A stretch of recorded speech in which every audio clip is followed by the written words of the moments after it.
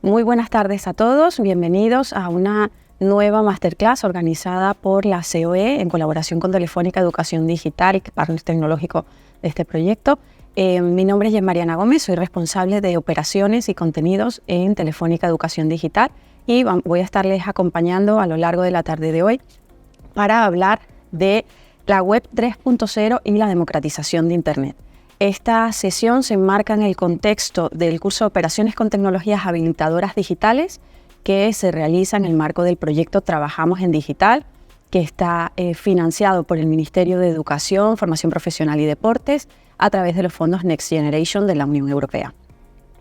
Además de daros la bienvenida y daros pues, toda la información referente al curso, queremos agradecer a todas las personas que se conectan con nosotros por primera vez y darles alguna información respecto a este proyecto para que puedan pues, seguir acompañándonos no solamente el día de hoy, sino a lo largo de las próximas sesiones que se realizarán en los próximos meses y, por supuesto, también participando del curso. Hablamos de un curso que tiene una duración de 6 semanas, es un curso totalmente gratuito al que puede apuntarse cualquier persona, ya sea que esté trabajando en activo o que esté en desempleo, y que el único requisito es que tenga interés en poder aprender un poco más sobre las tecnologías, sobre las nuevas tecnologías y cómo pueden impactarnos, pues, tanto desde el punto de vista de empresa, también como dentro del punto de vista como trabajadores. Es un curso en el que vais a aprender sobre inteligencia artificial, vais a aprender sobre gemelos digitales, sobre blockchain, sobre seguridad en Internet, sobre robótica, o sea que nos va a dar un panorama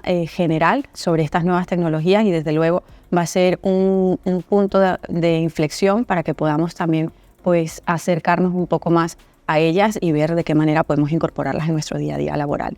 El curso cuenta con tutores expertos que acompañan a los alumnos a lo largo de las 6 semanas y también con personas expertas en cada uno de los temas que todas las semanas pues, nos van compartiendo también alguna sesión extraordinaria, además de la que tenemos el día de hoy. Para acompañarnos el día de hoy tenemos a José Luis Núñez Díaz. José Luis, bienvenido. Hola, ¿qué tal? Buenas tardes. José Luis es el responsable de soluciones basadas en tecnologías blockchain y Web 3.0 en Telefónica Tech. Es ingeniero en telecomunicaciones, además de licenciado en administración de empresas y tiene especialización en estrategia e innovación por el MIT y Harvard. En 2017 creó el Centro de Competencia Blockchain para Telefónica, que fue el germen de la unidad actual de Telefónica Tech. Antes de esto participó en 2011 en el lanzamiento de Wayra, que es la red de aceleradoras de startups tecnológicas de Telefónica, y previamente pasó más de 17 años en Telefónica y I+D, con diversos puestos de responsabilidad relacionados con áreas como las comunicaciones sociales o la mensajería móvil. A lo largo de los casi 30 años de carrera, ha registrado 7 patentes relacionados tanto con protocolos de mensajería como en mecanismos de interoperabilidad y consenso en redes de blockchain. Bueno, con este currículum, desde luego, creo que no podemos decir, sino que es la persona ideal para que pueda acompañarnos el día de hoy, para que nos pueda hablar un poco de qué es esto de Web 3.0. Hace nada estábamos hablando de Web 2.0. Pues, cuál es el salto cualitativo que hemos dado para poder hablar de Web 3 y en qué se traduce eso en términos de democratización de Internet. Así que, José Luis, lo único, comentar y recordar a todos los que nos acompañan que a lo largo de tu charla vamos a estar recibiendo preguntas para que, bueno, al finalizar dejaremos unos minutos para que podamos interactuar un poco con el público y también pues ir contestando aquellas dudas que puedan surgir a lo largo de la sesión. Sin más, yo te doy paso, nuevamente bienvenido y la palabra es toda tuya. Muy bien, pues muchas gracias. Lo primero, muchas gracias por invitarme a tener esta sesión hoy y poder hablar de qué es la Web 3.0, la Web 3 o esa democratización de Internet, esa nueva generación de Internet que estamos un poco sumidos, ¿no? en el desarrollo ahora mismo, que seguramente no sea inmediato y no lo tengamos a día de hoy totalmente interiorizado, pero que iremos conociéndolo o va a ir llegándonos en los próximos meses, por supuesto, pero claro que sí en los próximos años. Al final, cuando hablamos de tecnologías, es muy fácil definir lo que es una tecnología. Si hablamos de Internet de las cosas, pues sabemos que es cómo conectar a dispositivos para que envíen información, recuperemos información y podamos procesar esa información y tomar decisiones. Si hablamos de Big Data, la inteligencia artificial, lo mismo, sabemos que es utilizar muchas grandes cantidades de datos para tomar decisiones o para poder manipularla y tener más información de lo que está pasando a nuestro alrededor. O si hablamos de 5G, sabemos que es una conectividad diferente, con menos latencia, más ancho de banda, pero siempre podemos definir la tecnología que hay detrás, como tecnología.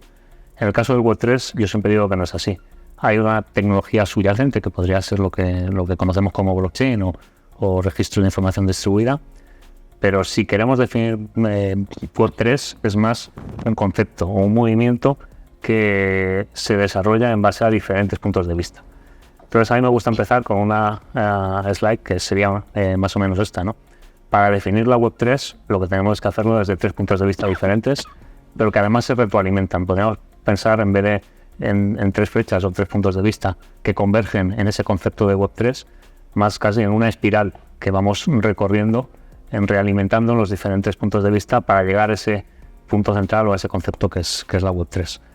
Entonces esos 3 puntos de vista sería primero un punto de vista, digamos, evolutivo, es decir, lo que hablábamos antes. Web3 pues obviamente es lo que viene después de Web2 y después de Web1, algo que viene desde el sustrato, digamos, existencial, por decirlo de alguna forma, o social, que subyace dentro de lo que es la tecnología de blockchain, que es lo que hemos llamado ahí ese tecnoanarquismo, entendido como ese planteamiento o replanteamiento del status quo, donde la tecnología se tiene que gobernar a sí misma y donde no necesitamos plataformas o intermediarios o entidades centrales que supervisen lo que está pasando en la red. Y luego, por otra parte, algo que está inherente en el propio desarrollo económico, obviamente, que es la economía o cómo generamos valor con ese tipo de servicios, ¿no? Entonces, por hacer un poco de foco en cada una de las dimensiones y poder entenderlo bien, podemos empezar por lo más obvio, ¿no? Que es esa evolución hacia lo que sería la nueva Internet. Entonces ahí hacemos ese análisis o esa definición, por decirlo de alguna forma, empezando en lo que era la web primigenia, ¿no? Lo que podemos llamar la web 1, la Internet, el web que se popularizó en los años 90. Al final era una red de redes donde había una serie de, llamémosle, servidores o de servidores de información realmente, que nos permitían acceder a información. La información estaba expuesta, los usuarios leíamos esa información, accedíamos a Internet para informarnos, solo para informarnos, no podíamos interaccionar con la web, no podíamos interactuar ni con los servidores, ni había servicios a los que poder preguntar, responder, simplemente lanzar esa pregunta para obtener la información. Los buscadores sería el típico ejemplo de información, ¿no? Estamos como mucho estructurando la información de cierta manera para poderla encontrar. La propia estructura de la Internet es un poco así, es decir, estamos poniendo en la barra de navegación una dirección de un periódico, una dirección de un medio de comunicación para acceder a información que estamos leyendo y ya está. Frente a eso estaría esa segunda etapa en la evolución de Internet, que sería la web 2.0. Digamos que tendría que ver bastante o se asimilaría a la evolución a lo largo de los años 2000, aquello de la burbuja, los .com y demás, ¿no? Al final, el cambio paradigmático en ese punto es que no solo leíamos información, sino que también podíamos interactuar con los servicios, podíamos escribir, podíamos publicar contenido. Es el boom de todo lo que eran los blogs y las redes sociales. Al final ya no solo somos consumidores de contenido, sino que somos creadores de contenido. Estamos publicando noticias, estamos publicando simplemente comentarios a noticias que estamos consumiendo y se crea una bidireccionalidad entre los servidores, entre los servicios, entre esos puntos donde antes solo consumíamos información para interactuar y también personalizar un poco la Internet a los gustos de cada uno de nosotros. Es cuando empezamos a volcar informaciones de cómo estamos consumiendo Internet para que esos servicios se adapten mejor a nosotros. Pero esa interacción es siempre bilateral. Pero además, algo fundamental es que cambia también cómo con esa personalización conseguimos que la experiencia de uso sea mucho más agradable. Frente a esas páginas totalmente estáticas donde se volcaba información y que podíamos encontrar pocas cosas, empezamos a ver cosas más cuidadas, que la información se está estructurando de tal forma que la podemos encontrar mejor. Empieza todo el boom de lo que es la usabilidad o el user experience, ¿no? Se empieza a diseñar con mucha información que recogemos como feedback del usuario. Todo eso es una interacción que enriquece la web y que nos hace también perder, entre comillas, más tiempo en los servidores, nos hace pasar más tiempo, nos hace que parte de lo que consumimos, además, estamos generándolo para que otros terceros lo puedan consumir. El tiempo que pasábamos en Facebook en los 2000 no se debía a la información que nos ponía Facebook o la información de los medios que consumíamos en Facebook, se debía a la información que otros de nuestros amigos estaban poniendo y que empezábamos a crear esas conversaciones. Con lo cual esa web 2.0 es la web, digamos, de las conversaciones, ¿vale? Y frente a eso llega la web 3. ¿Qué es la web 3? Bueno, pues al final es un movimiento, y entramos ya también un poco a la parte de esa descentralización, que es la base de eso que he puesto ahí como el tecnoanarquismo, o esa economía del valor, empieza ese tipo de conceptos, el que ya no solo leemos y escribimos o creamos esas conversaciones, sino que tomamos la propiedad de esa parte, de ese contenido que estamos creando. Digamos, el titular de esa web 3 sería que nosotros como usuarios somos dueños de un poquito, de una parcela pequeñita de Internet en base al valor que estamos generando en los servicios que estamos usando. Ya no solo se trata de ser consumidores de servicios, ya no se trata de aquello de que si no estás pagando por un producto, tú eres el producto, no. Ahora se trata de yo pongo contenido y estoy recibiendo parte del valor que estoy generando ayudando a generar ese servicio. Entonces, eso sería la web 3 desde el punto de vista evolutivo. Simplificando mucho, hablan de que la web 1 o la web es solo se escribe, es la web de Internet. Si vamos a la web 2.0 es la web de las plataformas donde leemos y escribimos, we write. Y ahora en la web 3 estaríamos leyendo, escribiendo y además poseemos parte de esa red, que sería el ownership, ¿no? La propiedad. Si lo vemos desde el punto de vista de ese tecnoanarquismo, la descentralización, lo que buscamos es romper también ese paradigma que en la web 2.0 el dueño, por decirlo de una forma, de todos esos datos que estábamos generando, de toda esa interacción que generábamos en las conversaciones, no éramos nosotros, no somos los usuarios, sino que son las grandes plataformas.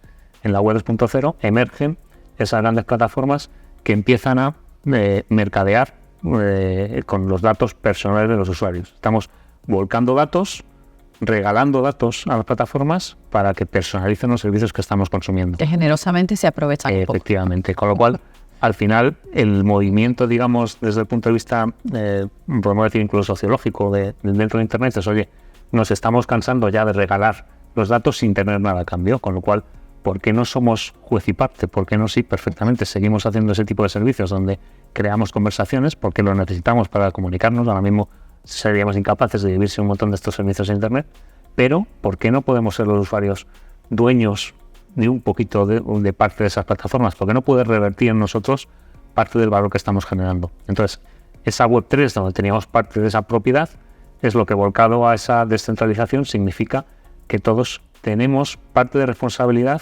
no solo de la propia infraestructura, es decir, descentralizamos la infraestructura, no todo tiene que estar centralizado como estaba en la web 2, en esas grandes plataformas, sino que además los usuarios somos juez y parte.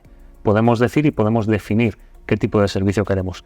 Ya no implícitamente, yo regalo esos datos para que me personalicen el servicio de consumo, sino incluso implícitamente yo puedo tener voz y voto y decidir cuáles son las nuevas funcionalidades de un portal. Porque yo soy parte de la ecuación y puedo participar de eso, ¿no? Si nos lo hago más desde el punto de vista de la tecnología que hay detrás, que efectivamente aquí sí que hay tecnología y es blockchain, se trata un poco de lo que se dice quitar o eliminar la necesidad de las medias partes, ¿no? De esos intermediarios que lo que hacen es dar fe de cosas que están pasando. Es decir, si hablamos del mundo financiero, pues yo me estoy fiando de los bancos. El banco está para decir que cuando tengo o estoy haciendo un pago con una tarjeta de crédito, mi cuenta tiene fondos suficientes. Y siempre hay una entidad que dice eso. En el mundo de las comunicaciones, pues existe Telefónica en este caso, que me dice que mi cuenta es esta y me está llevando la comunicación a mi red. Y hay una red por la que pasan los datos. Si me voy al mundo más, por ejemplo, de los juegos, de las plataformas sociales, pues efectivamente hay una red, una plataforma, sea Facebook o sea League of Legends, la que sea, donde está gestionando los datos, está gestionando cómo participamos los diferentes usuarios, pero pasamos por ese intermediario. Digamos, el que nos da juego es ese elemento central a partir del cual se están orquestando las experiencias de los diferentes usuarios. Pues en la web 3 eso se descentraliza. Descentralizarlo significa que todos tenemos un trocito de la plataforma. Eso se ve muy bien, por ejemplo, en plataformas, digamos, de almacenamiento tipo Dropbox o este tipo de grandes discos duros que están en la red. En vez de tener una plataforma o una empresa que me da esa capacidad de almacenamiento, lo que tenemos es casi que un emule de los tiempos en que hacíamos los protocolos peer-to-peer, donde cada uno tenemos un trocito del disco y lo ponemos a disposición de la comunidad. Y por ponerlo a disposición de la comunidad, estamos recibiendo incentivos. Ese incentivo puede ser tener más espacio en disco, tener una reputación para tener acceso a otros servicios, o puede ser una remuneración en especias o, por qué no, económica. Y cuando hablamos de remuneración económica en el mundo blockchain, nos vamos un poco a la criptoeconomía, a los tokens, o a crear esa parte de la tercera dimensión, que es la economía y el valor que estamos generando. ¿Cuál es la forma de repartir el valor? Pues seguramente con esos tokens o criptomonedas, pero al final no son más que puntos, créditos que me permiten tener una clasificación de cuánto tengo yo en un sitio. Al final es como una cuenta de banco donde yo tengo un saldo X, y ese saldo X me lo puedo gastar en aquellas tiendas donde están aceptando esa unidad de cuenta, unidad de valor que yo tengo en mi cuenta. O sea, lo normal en una cuenta de crédito es que tengamos euros. Bueno, si yo tuviera puntos en mi videoclub en su momento, pues podría redimirlos en mi videoclub, o si tuviera créditos en mi cuenta de Amazon, pues puedo tener servidores para consumir esos créditos. Bueno, pues es lo mismo, pero de la manera en que tenemos una forma que es visible y transparente para todos los miembros de la red, donde todos sabemos los saldos que podemos tener. Entonces cerramos un poco el círculo de las tres dimensiones, en el que, primero evolucionamos esa necesidad de que los propios usuarios seamos juez y parte y poseamos o tengamos parte del valor que estamos generando, gracias a una tecnología que es esa tecnología blockchain, donde descentralizamos un poco el acceso a la información, y no solo el acceso, sino incluso la propia infraestructura. Cada uno podemos poner parte de la plataforma que estamos construyendo entre todos, para además, si estoy poniendo parte, recupero ese valor porque puedo tener esos tokens, que no es más que esa unidad de cuenta que me permite crear esa economía alrededor de todo eso que estamos persiguiendo.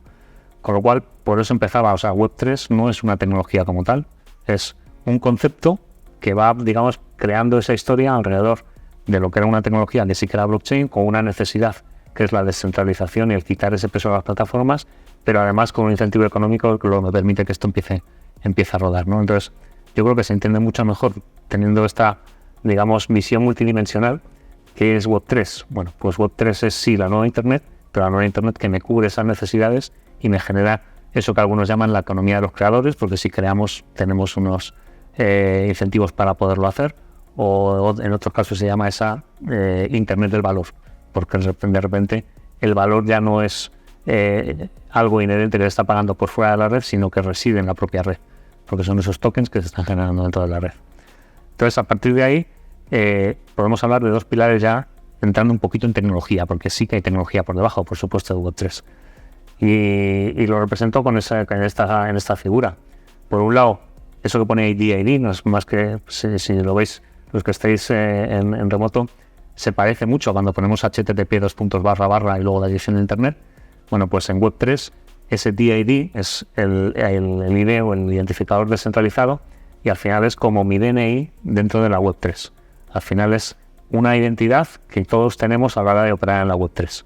Una identidad, por supuesto, descentralizada, como todo lo que es en la Web3. ¿Qué significa esto? Todo lo que hagamos en la Web3 va a estar firmado, por decirlo de alguna forma, y asociado a mí, de manera que no voy a poder, renunciar, o no tengo derecho, o no tengo capacidad de repudio de las cosas que yo estoy haciendo. Porque lo primero que estamos haciendo es identificarnos ante la red, y si yo tengo un usuario y contraseña, por ejemplo, que es lo que estamos acostumbrados para identificarnos en la Web 2, una vez que yo he hecho ese usuario y contraseña, no tiene por qué tener una identidad real detrás. Es decir, yo puedo registrarme en Facebook como Mickey Mouse, o en Twitter, que lo sabemos todos, como Mickey Mouse, y Mickey Mouse es el que está tuiteando. Bueno, pues con la Web3 vamos a una paradigma de lo que llamamos la identidad descentralizada, donde puedo tener la identidad de Mickey Mouse en una red, pero esa identidad está linkada a mi identidad real. De tal manera que yo puedo ser anónimo hacia un tipo de redes o un tipo de servicio, yo que sé, un juego, por ejemplo, pero sin embargo podemos linkar con todas las diferentes identidades que tenemos en los diferentes servicios. Ahora vuelvo un poco a la identidad, pero la otra parte, por hacer la introducción, es lo que ya hemos hablado, los tokens. Los tokens son esa unidad de cuenta, originalmente nos llamamos todas las criptomonedas o el Bitcoin, pero va mucho más allá. Un token es cualquier registro que yo haga en un libro mayor descentralizado, como sería la traducción en español de lo que serían los ledgers o esas cadenas de bloques, que lo que me permite es tener visibilidad a todos los miembros de una red de exactamente qué unidades de cuenta o qué tokens pertenecen a qué usuario. Con lo cual, y link otra vez con la identidad, un Bitcoin, un cripto token, no existe como tal. Yo no te puedo pasar a ti un token. Yo lo que voy a poner es en una base de datos descentralizada que todos estamos viendo que ese token pertenece a fulanito de tal. Lo que tiene que hacer fulanito de tal es identificarse como que efectivamente es fulanito de tal para tomar posesión, por decirlo de una forma, poder utilizar ese token. Si ese token me representa una entrada a un recinto deportivo, yo ya no estoy enseñando la entrada, que podría ser un PDF que estoy pasando, que te estoy enviando a ti para que luego vayas con el PDF y lo hagas. No. Lo que tengo que hacer es identificarme como fulanito Pérez. Y ese recinto deportivo lo que irá a ver es en esa red descentralizada basada en blockchain, que es inmutable y que ninguno podemos hackear o falsear, ver que efectivamente es que yo soy fulanito Pérez y ese token o esa entrada está a mi nombre en ese momento determinado. O sea que realmente lo que garantiza de alguna manera es la trazabilidad de un poco todas las operaciones que vamos haciendo en la red, ¿no? Eso es, primero la autenticidad, la unicidad de esos tokens, es decir, esas unidades de cuenta no se pueden copiar, lo que sí se pueden transferir. En un momento determinado yo puedo decidir que sea otra persona la que utilice en un momento determinado ese token para cerrar el recinto o para lo que sea que valga ese token en el mundo real. Por eso decía que no todos son unidades monetarias, es decir, no todos son Bitcoin, criptomonedas o algo con valor monetario real. El token al final es un registro en esa base de datos universal, descentralizada, que todos tenemos acceso, con el que podemos garantizar que efectivamente fulanito de tal, el que tiene esa identidad, es el que le pertenece ese token en ese momento del tiempo. Y a partir de ahí es cuando, con todos los instrumentos o los mecanismos o las funcionalidades de blockchain, como los smart contracts, como las ICOs, como esas finanzas descentralizadas o los NFTs que han estado tan de moda hace meses o hace un año y pico, o las DAOs, que son esas organizaciones autónomas descentralizadas, que serían las siglas, pero que al final no son más que comunidades donde ese token me da un derecho a voto. Con todos esos mecanismos es donde estamos jugando a mezclar bloques para tener los servicios de Web3. Entonces, volviendo un poco a la identidad descentralizada, por entender qué sería esa identidad, pensemos que lo que nos va a identificar es ese DID, que sería como mi cartera digital o mi cartera, como yo tengo ahora mismo en el bolsillo, en una cartera, me la sacaría y tengo pues varios carnets, el carnet de conducir, la tarjeta de la Seguridad Social, el carnet de identidad o las tarjetas de crédito. Y todas las tarjetas de fidelización. O todas las tarjetas de fidelización, el carnet del gimnasio o la tarjeta de empleado para entrar aquí.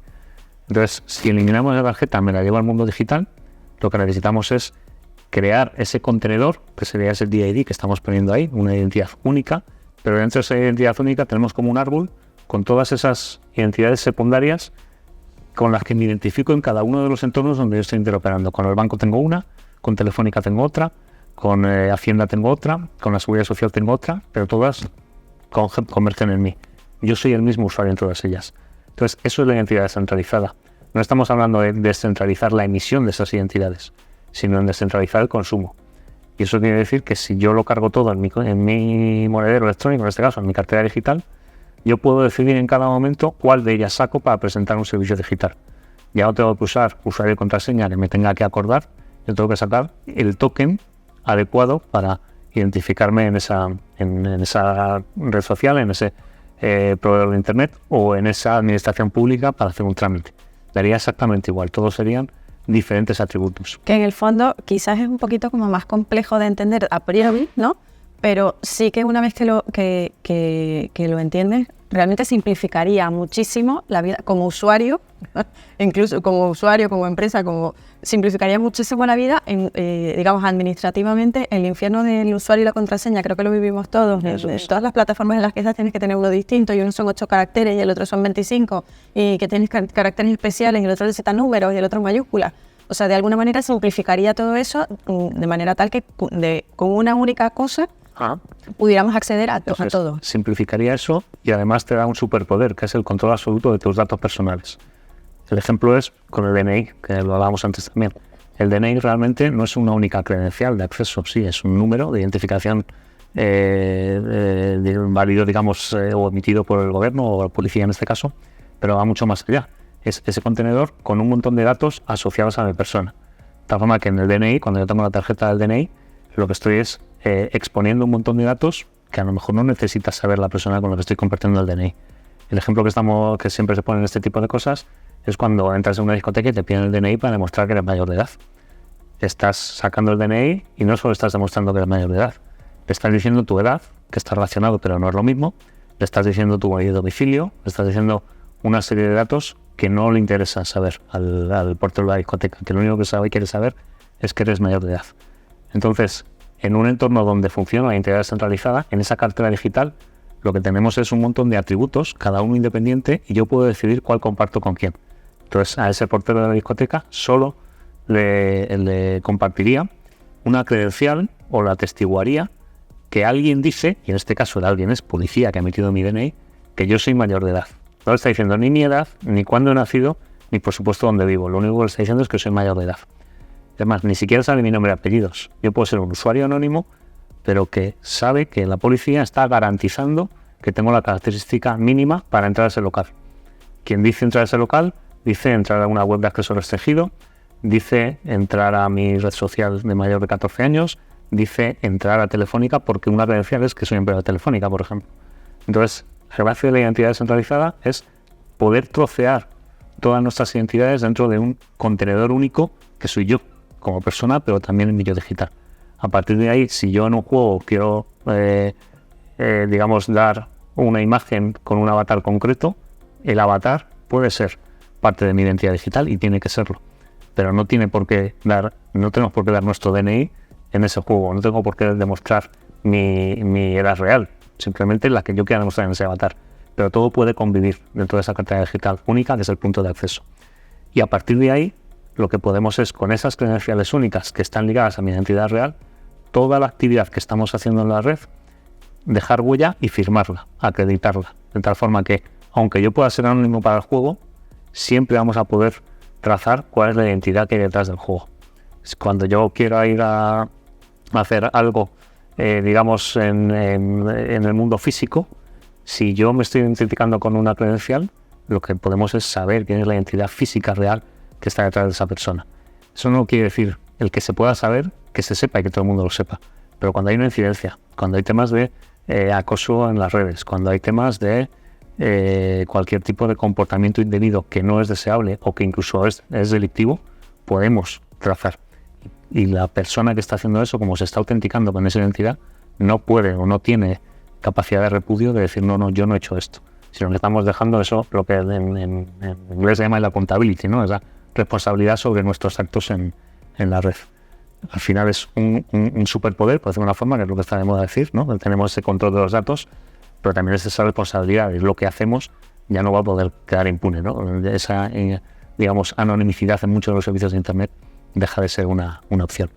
Y a partir de ahí, ¿cómo combinamos todo eso en los diferentes servicios? Es lo que nos permite crear esos super servicios de la Web 3, ¿no? O basados en el paradigma de Web 3. Que al final lo que va a decir, o lo que vamos a conseguir, es tener esa responsabilidad sobre lo que estamos haciendo, conseguir esa propiedad sobre parte de los usuarios, que al final es que reviertan nosotros parte del valor que estamos generando, y como somos parte de la propiedad, también tenemos voz y voto en cuanto a esa gobernanza. En esa descentralización significa que todos somos o tenemos suficientemente voz, no solo para dar datos, sino también para tomar decisiones sobre la evolución de los diferentes servicios o plataformas que estamos haciendo, ¿no? Entonces, basados en esa blockchain subyacente, por decir una forma, que es la que me garantiza con todos esos artefactos que ese tipo de servicio se puede hacer, lo que vamos a tener son todos esos bloques que podemos combinar, ¿no?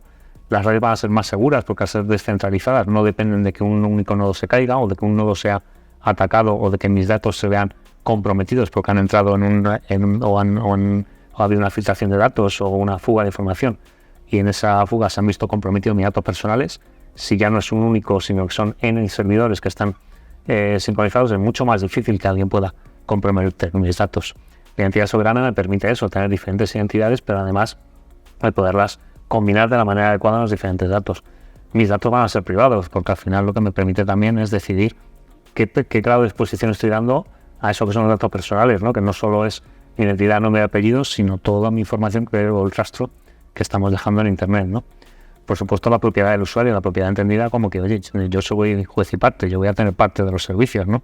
Si tenemos ese Dropbox o ese servicio descentralizado, yo voy a tener parte de esa capacidad que estoy poniendo a disposición de la red, ¿no?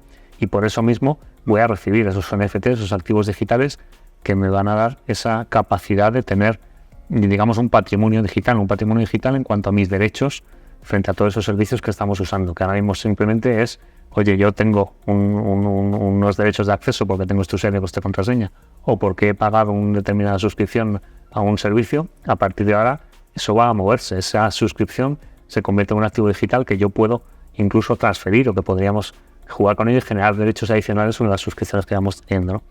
Y luego algo muy importante es que al estar descentralizado y ser todos parte de esa gobernanza, nadie puede tomar decisiones sobre lo que está pasando en una red, ¿no? El típico ejemplo ahora con toda la compra de Twitter por Elon Musk, pues ya nadie va a poder decir en un mundo web 3 si un contenido es propio o no es propio, o se puede censurar o hay que dejar que viva en la red, sino que es la propia red la que tiene la responsabilidad, como la suma de todos los miembros, de tomar esas decisiones, ¿no? Con lo cual va a ser mucho más resiliente a esos conatos de censura que pues estamos viendo ahora mismo con las grandes plataformas, ¿no? Y por supuesto, como estamos dejando ese rastro donde estamos atribuyendo todo lo que estamos haciendo, pues todo lo que vamos a generar va a ser mucho más confiable, nos vamos a fiar mucho más del otro porque sabemos exactamente y tenemos visibilidad de todo lo que está haciendo, ¿no? Entonces, más o menos son todas las funcionalidades que vamos a ir viendo en unos servicios en otro. ¿Qué servicios? Pues todo lo que queramos. De hecho, a mí me gusta esta parte de las presentaciones porque lo que vamos poniendo son ejemplos concretos en donde hay servicios de lo que llamamos la Web 3 que están haciendo uso de una de esas funcionalidades, una de esas capacidades, precisamente para justificar su existencia frente a alternativas más o menos equivalentes que pudiéramos tener en la Web 2. Y esos servicios los hay de todo tipo y condición en todas las industrias. El primer ejemplo que ponemos es Storj, que pues sería un Dropbox llevándonos al mundo de las plataformas, al mundo Web 2.0, con un almacenamiento descentralizado. Pero no es el único, hay varios. IPFS, el propio nombre, que es Interplanetary File System, pues da un poco idea de la ambición que hay detrás de este tipo de proyectos, ¿no? Pretendemos ser esa CDN totalmente descentralizada, ese sistema de ficheros donde todos somos responsables de un trocito, pero que la propia red es la que nos está dando garantías de la réplica de esa información que estamos subiendo, ¿no?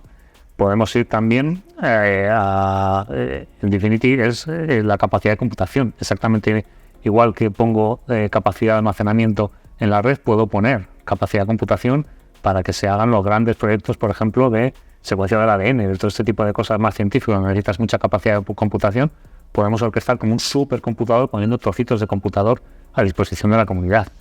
Por supuesto, lo que tenemos que crear son esas comunidades confiables donde podemos votar. Bueno, pues por supuesto hay servicios donde están naciendo esas DAOs. Esas DAOs son esas organizaciones autónomas donde en base a los NFTs que podamos tener o podamos comprar, a los derechos que hemos ido adquiriendo, tenemos mayor o menor capacidad de voto a la hora de decidir sobre el futuro de esas propias plataformas que estamos usando. Y así podemos seguir. Lo mismo hay DAOs en el mundo de las ONGs o del mundo de verde, ¿no? Por decirlo de una forma. Pues vamos a tomar decisiones sobre los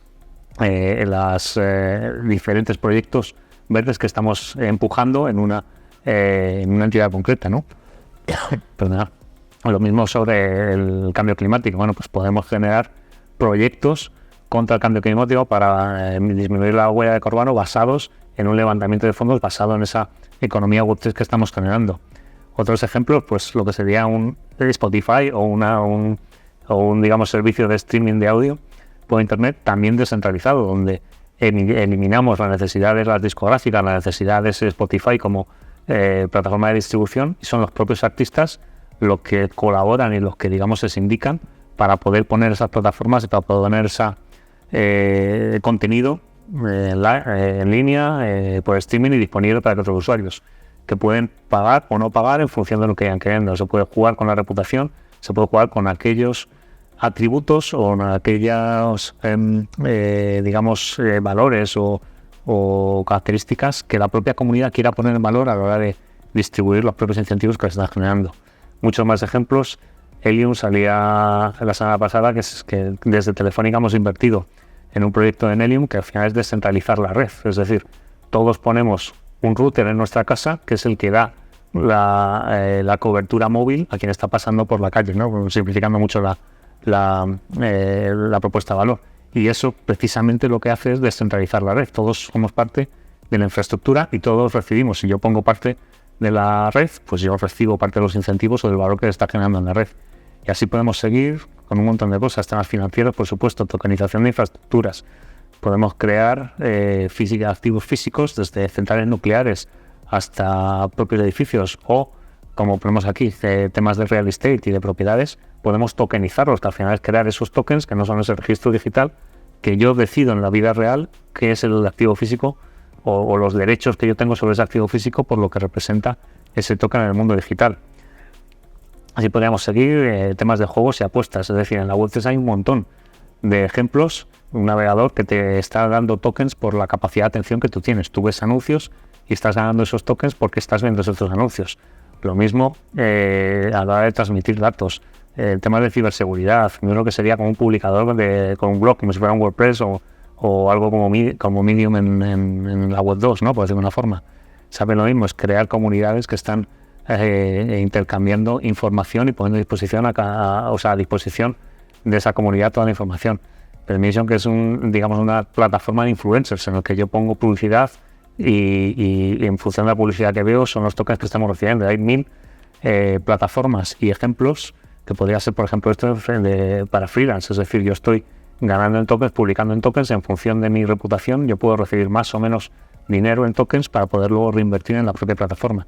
Es decir, hay un montón de ejemplos. El metaverso que estaba tan de moda hace unos meses, ¿no? Pues lo mismo. Decentraland es el típico ejemplo de metaverso descentralizado, donde yo puedo crear en ese metaverso casas, terrenos, mi tienda, y puedo crear servicios en ese metaverso, ¿no? Con lo cual, de quién es Decentraland no es de nadie, es de la propia comunidad y de cada uno de los usuarios que ha ido comprando esas tierras y poniéndolos a disposición del usuario, ¿no? Lo mismo en el mundo del gaming.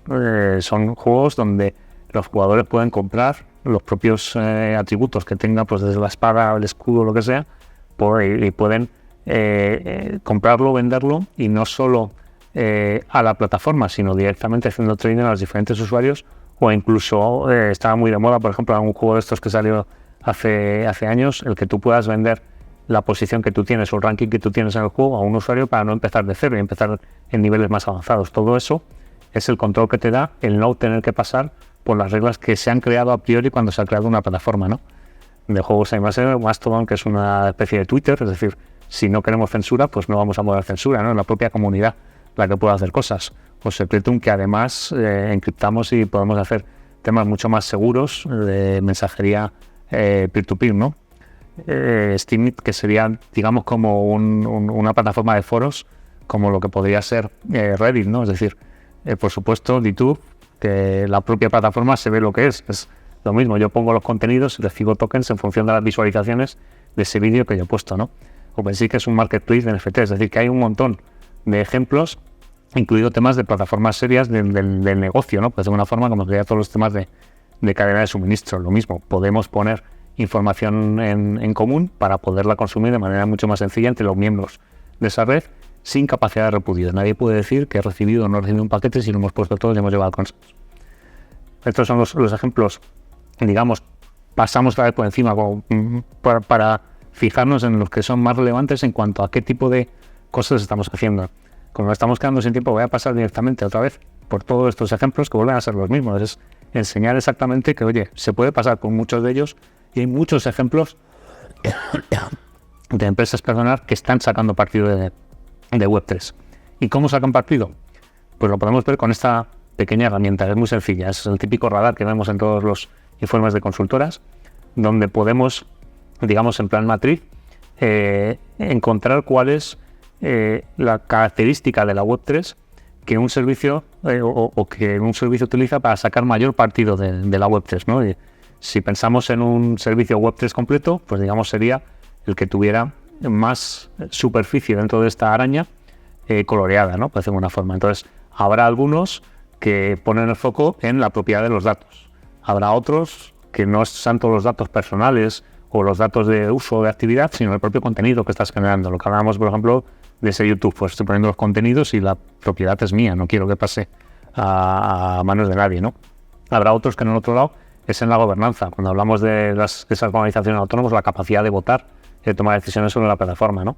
Otros en esa resistencia a la censura, ¿no? Es decir, que nadie me censure o que nadie tenga capacidad de tomar decisiones sobre qué cosas se publican en una red. Otros en la verificación de los datos, ¿no? O en eso como está hablando de la identidad soberana. Bueno, pues cada uno de los servicios va a estar cogiendo, combinando esos bloques que estábamos diciendo para crear eso que decimos, ese Web3 o servicio Web3 completo. Bueno, pues será más completo cuanto más superficie tengamos. Entonces, al final, por cerrar un poco, algunas de esas marcas que hemos puesto, las he puesto un poco en dónde estamos haciendo ese foco, ¿no? Seguramente ninguna de ellas está basándose exclusivamente en uno de esos, o tendría simplemente un pico y el resto no tendría capacidad, ¿no? Pero sí que es verdad que es muy complicado que todos pongan foco en todos. O sea, para muchos es más importante el contenido, los datos personales, para otros la gobernanza y para otros esa capacidad de no repudio, de autenticar o de crear esa atribución del usuario que está detrás y que está haciendo los contenidos, ¿no? Entonces, en función de eso, lo que nos va a permitir es saber exactamente cómo están sacando los diferentes servicios partido de la Web3 y también qué esperar de esos servicios, ¿no? Es decir, ¿qué me va a ofrecer? Pues yo sé que si quiero ser parte de Helium, por ejemplo, que está arriba, lo que tengo es que hacer una inversión en un hardware, que sería ese router adaptado, y a cambio voy a tener un rendimiento en base a la cobertura que está dando ese hardware. Bueno, pues ya sé dónde estoy, es la propiedad de la plataforma, por eso lo ponemos arriba. Lo que voy a hacer foco, ¿no? Una propuesta de valor se basa en que todos somos dueños de un trocito de la red. Si me voy al otro lado, pues si me voy en Mirror o Lomats, que era el ejemplo que decíamos que era parecido a LinkedIn, pues es identidad. Al final yo quiero saber quién es la atribución del contenido que estamos haciendo, ¿no? Quién ha escrito el artículo de turno o por qué ha escrito ese tipo de cosas, ¿no? Por cuál es su experiencia, por qué me tengo que fiar de él. Entonces cada uno va a hacer foco en una característica diferente. Y hasta aquí todo lo que hemos dicho, lo bueno, por decirlo de una forma, ¿no? O lo que, digamos, las bondades o las ventajas que nos trae la Web3, que es esa capacidad, mayor control sobre lo que estamos haciendo en las redes, sobre los propios servicios y sobre la propia Internet, que al final forma parte de nuestra vida, ¿vale?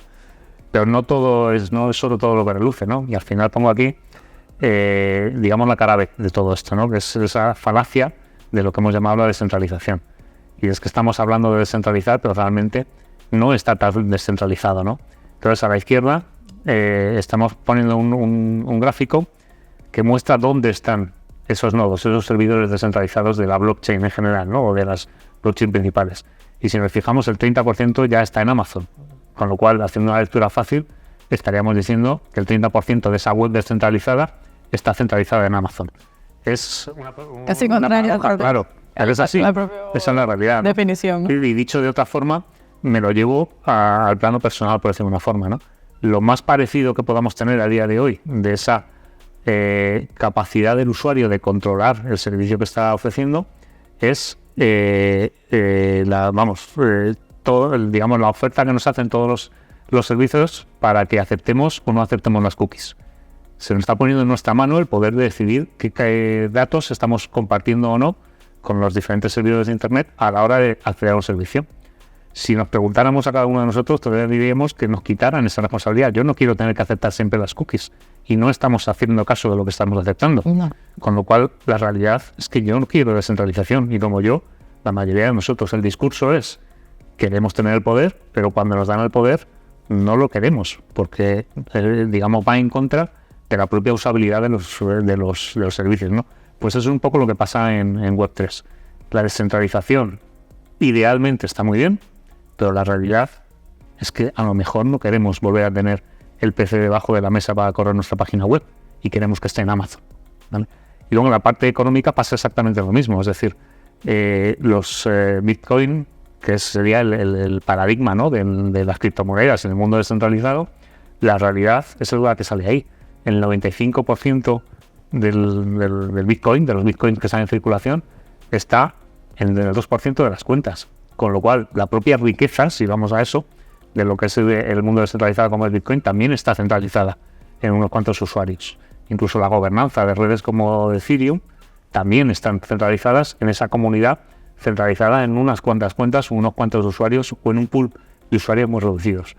Entonces, estamos abogando por la mayor descentralización porque vamos a ser todos mucho más responsables de lo que hacemos, porque estamos compartiendo no solo la responsabilidad, sino incluso también la capacidad de gobernanza y de decisión, cuando la realidad también está bastante lejos de lo que está pasando. Con lo cual, pensemos, y ya lo dejo como último mensaje para pasar al diálogo y a las preguntas y respuestas, que como filosofía, la Web3 lo que permite es esa democratización que decíamos en el título de la ponencia.